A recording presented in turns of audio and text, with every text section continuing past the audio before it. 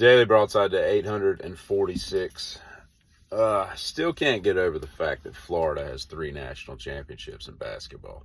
I don't consider them a powerhouse, but I guess I have to start thinking that. When I think of college basketball, obviously Indiana, Kentucky, UNC, Duke, Kansas, that kind of stuff. Florida does not register in my mind, and I don't know if it ever will. But nevertheless, I was on vacation for 4 days this week, and so I've been playing catch-up at work.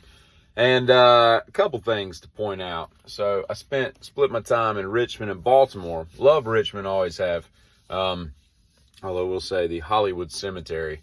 Got to see John Tyler and James Monroe and Dave Brocky from Gwar. It's kind of a weird trio of places, but phenomenal on the river there cemetery. But people, y'all gotta do a better job with these cemeteries. You can get lost in a cemetery, and that is a massive cemetery. Beautiful work they got going on. I'll show some pictures here at the end, but none of the maps don't line up with the streets. Like, you pull in, there's not, like, they need to give you like some kind of, I don't know what, but I mean, you really can get lost in a cemetery. You spend 20 minutes trying to find your way out and all, and there's nothing that tells you where anything is. Like, if you're trying to find a certain grave, like I was, Section C. There's nothing that says Section C anyway. But then I get to Baltimore. I'd driven through Baltimore a million times on my way up to Jersey and New York in my life. I mean, dozens and dozens of times, but I don't think I'd ever stopped. And I was not prepared for how nice a city it was. As far as like the Inner Harbor and all that, I think it's a better city than Boston. And that's saying a lot because Boston is Boston. But yeah, we had a good time, man. It was cool. We got to see back-to-back Yankee-Oriole games. I've now been to 3 Major League Baseball games in Camden Yard, although I don't have anything other than Atlanta to compare it to. Somebody said that place was 30 years old. You'd think it was built 2 years ago. It was phenomenal. It was excellent. And the people were so nice.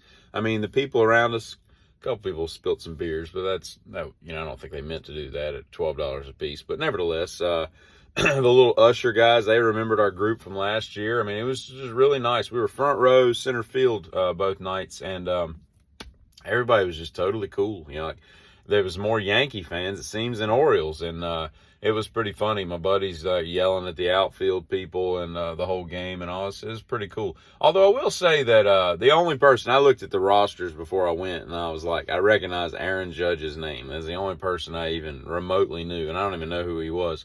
I didn't even know he played right field till I got there. And but they said that he's making $38 million a year, and I don't fault athletes for making what they make, because they wouldn't pay them that if they weren't bringing in enough money to justify that. So I get it, but at the same time, baseball is a weird sport when you get paid that much money, because I mean, I think I saw him catch 2 balls and he got like a single. I mean, he didn't really do much. And I mean, it's crazy when you think you're just playing baseball. Like, that's something you go to the park and play, and that's what he gets paid to do for a living. It's, I don't know. There's batting practice and workouts and regimen and diet and health and exercise. I get it. There's more to just the game, but I'm just saying, it's just for what he did. If you did a highlight of those 2 nights of what he got accomplished there, that's a lot of money for not a lot of work. At least Shaq, people that play basketball, they're getting their butt kicked, for 35 minutes a night by everybody and having to actually run and work. He's just standing out in the outfield, chewing seeds or something, But my buddy rented a house, right, on Pratt Street. And we walked pretty much everywhere. We were just, less than a mile to the stadium and all the fun stuff and all. But he rents his house, and it slept 24 people. There were 7 of us. And the guy tells him, he's like, hey, I've got another house right next to it if you want it. And he's like, okay. He's like, nobody's staying in it, so if you want that one too. So we didn't even go. We walked through it, and it slept 16 people. So we had enough room for 40 people. And I mean, everybody could have their own bedroom if they wanted to. It was kind of weird, but I don't know what kind of business model that dude's running. I don't know why you would give someone another house when that's just something else you got to clean. But I mean, we walked through it and toured it, but nobody ever went over there, But anyway, I had a $24 crab cake, which on one hand, was the dumbest thing I've ever bought, and on the other hand, the most phenomenal crab cake I've ever had. It was at some open air, one of those open air markets that has like indoor restaurants everywhere. Everything's overpriced and all. It was Faidley's, Faidleys, apostrophe S, I guess. But excellent. I mean, I had that and some cream of crab soup and a couple deviled eggs, because again, deviled eggs are life. I had to go on a submarine. I love touring old boats, man. Oh, it's amazing to me what the people that came before us, the WW2 era and all, had to endure to procure what the lifestyle that we have now. It's insane. But it was a fun time. Baltimore is a way cleaner city, nicer city than I would have ever imagined. It was really cool. I enjoyed it. However, leaving, what did we leave? We left Wednesday morning at like 8:30, 8 o'clock. Traffic was horrible for about an hour and a half. I don't know how people live in that kind of life. I mean, they must come down to where I live in North Carolina and be like, where are all the cars? I mean, yeah, you can go to Charlotte or Raleigh and have a bunch of traffic, but for the most part, my life doesn't involve traffic. I don't know what it is. And you go up there and it's just bumper to bumper. People drive like a-holes everywhere you go. It's a little insane. So there's that. And I went into a Babe Ruth museum where he was born, which is odd that it's in Baltimore, but since you just associate him with New York.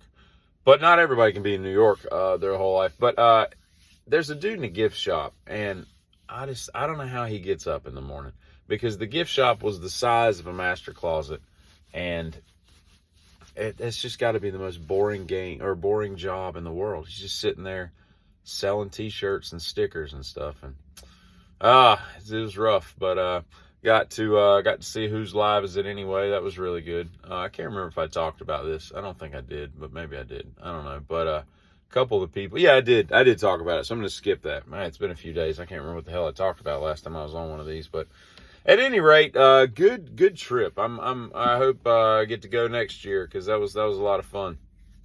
It's crazy how pricey big cities are compared to, the meager existence that I live in.